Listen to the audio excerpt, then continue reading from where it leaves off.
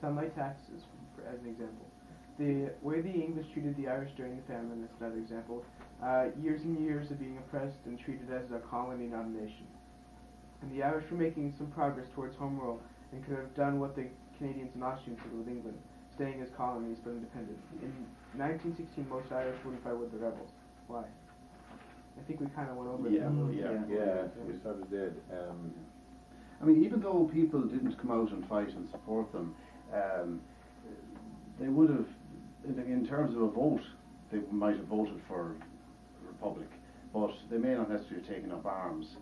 So even though the majority of people, there wasn't a huge uprising, there was meant to be a lot more groups of people rising, and arms were brought in. Some of them didn't make it in, but it was very much. I don't think the leaders really expected to win. They knew they weren't going to. And they thought they did think it'd be a much more serious effort at a rising. And some parts of the country to this day are still kind of a bit looked down upon because they didn't support the rising. Yeah, there was a regional thing. I mean, people in Dublin may have been a bit more anglicised because of nearer to the hub of the British Empire. They might have been less supporting than people in the west or the south. Would you say so? They would have been employed more in British service. Yeah. Oh yeah, And they might have been more conservative at the time and less supporting, whereas farmers who were more independent-minded in the country and in the west would have been more rebellious. Yeah, I'd imagine. You know. Oh yeah, and the But it's not entirely true. It doesn't mean there weren't people rebellious in Dublin or the big cities, but there would have been less so, maybe. But certainly it wasn't. I mean, in my school there would have been a man called Kevin Barry, and this is during the war. When there was the 1916 rising, and then that was during the First World War, and then between that and 1922, the First World War ended, the political movements were taken over in Ireland, and then we had a war of independence against the British. And at that stage there was no world war happening, and the guerrilla warfare tactics were used, and there was a lot of heavy duty war killing went on, much more so than 1916. And at the end of that, of course, then the treaty came along. So I've forgotten the point I was going to make. Barry. Oh, Kevin Barry, yeah.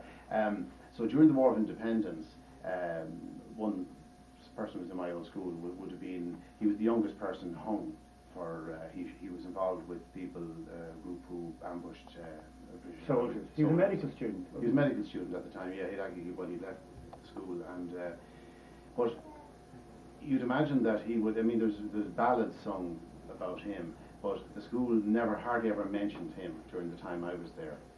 You know, there was never, as part of the 1916, and the fact that a hero of the 1922 would be in the school was never mentioned. So a lot of people just got on with their lives. The English were there, and they did. But the thing that you might get, you could get wrong is English occupation wasn't a simple black and white issue. Some of the people ruling on Britain's behalf, the police and authorities of all kinds, were actually Irish. You know, so we weren't just like some kind of country that had been taken over by oppressors, English soldiers walking the street. We were ruling ourselves on behalf of Britain at the time. It wasn't an easy Parliament was in Britain. Yeah, but it wasn't easy to identify who were the bad guys and who were the good guys. Some Irish people were acting as judges. Yeah, the police, civil service was Irish. The army were Irish, you know, mostly, but controlled from England. So it wasn't an easy thing to see who's the good guys and who are the bad guys, who are the Irish and who are not. Same here in 1776. A lot of the English would have been Irish. I think we were given the perception that the police were called the Black and Tan, and that they were evil. Oh, they were. They were. That was true. They were just they were. Some of them were criminals. They were all from England, and they were sent to Ireland when Ireland rebelled in 1916 and 1920s. And that these guys were English criminals. They were in fact English, and they were very badly disciplined. They were murderous. This is when Kevin was talking about this guerrilla terrorist warfare that happened after the 1916 rebellion. Special squads. There were special squads of these guys sent in to deal with, to terrorise Irish people. It was counter-terrorism. They couldn't get these terrorists. They couldn't find them. So they terrorise anybody that have any sort of sympathies to this kind of cause.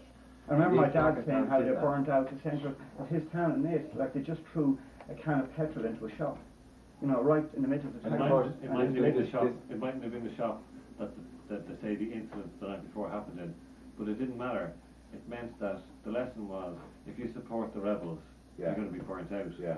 And that happened, and it was like a special squad of the British Army that was actually sent over to respond to this new type of warfare. Oh, yeah. And literally, the rule book was thrown out, and they responded. They did. Oh, yeah, And ma- they, yeah. for instance, they went into the national hurling stadium, the national football stadium, in the middle of a football match, and shot 13 people. dead. 16. Yeah. Just opened up They on a shot- football They opened ground. up with machine guns. With an armoured car, And it was an known armoured car. as Bloody Sunday. But it And was we the have, first Bloody Sunday back in 1819. No, 22. 1922. No, it wasn't. This was during the War of Independence. 1919 or It would be 1918, 1919. No, the War of Independence Black was and 21 Tans. 22. Yeah. No, the War of Independence was 1916 to 1921. The treaty was 21. Yeah, but the War of from 1916 to 1921, there was no activity. There was. There was There was 5 years of constant Yeah. battle. I thought it was a build up to it. Doesn't matter. Okay, But that's But there were, I mean, That's I remember the Tans We camp. didn't learn this, and Yeah. we didn't, like, when I was in school, similar to what you said about the Jesuits in terms of not, a lot of it was covered over, because when I was in school, 69 had happened in the north, same way as here. Suddenly you realise a lot of the difficulties in terms of, well, it was opposite, is that the violence in the north with the new IRA, and also it wasn't just in the north in 1969, it happened in the 1940s, it happened in the 1950s. Yeah. I had uncles, my mother's brothers, who were interned in the 1940s by the Irish government, because they were trying to free the 6 counties during the Second World War when Britain was otherwise occupied. And the Irish government wanted to maintain a state of neutrality, and basically interned rebels In jail. in the jail. Pearl. So there was always a rebellious movement. But when it got to the 60s and people thought, oh my God, what's going on? There was a very quickly reaction of, well, we don't want a nervousness. Suddenly Ireland is a republican state, and we're a legitimate state. And in some ways we had forgotten the 6 counties that were cut off. In some ways we were smug and we forgot that nationalists in the north were still being discriminated against on grounds of religion and grounds of jobs. Big time. And effectively we had forgotten about them since 1920. It was embarrassing for the state in some ways to realise that when the civil rights movements across the world happened, and this happened in the north as well, people thought, oh my God, we've kind of been caught out. Theoretically we have this, constitution which says they're all citizens, which defends their interests, but we hadn't done it. And it was embarrassing, and in some ways people just kind of pulled the rug over us and sort of said, well, we never really made those proclamations in 1916, and it was just theoretical, and it wasn't all the children of the nation equally, and we didn't really mean it to go that far. But they didn't say those things out loud, so they just threw a veil over it and said it's terrible what's going on in the north. But it has nothing to do with the tradition that we had come from, and in some ways it had. And Look in at some the ways, echoes of what you're saying now with what you're here filming about. Yeah. Oh yeah, Church. oh yeah. I mean, you've just described well, Well, around that is another national thing. history a lot, what has happened in Yes. the church. That is another thing. The church were very pro-establishment, Well, they were. pro-British Empire. Yeah. And IRA Catholic guys were Church excommunicated excommunicated by the church. all the way along the line, right down the And line. the reason for this is Yeah. the British had penal laws for centuries, and they decided to end them in the beginning of the 19th century, and they created Minute. They had burnt priests before that and ran them out of the country, but they decided to change all that policy, and they created They seminary brought the Minute. bishops in.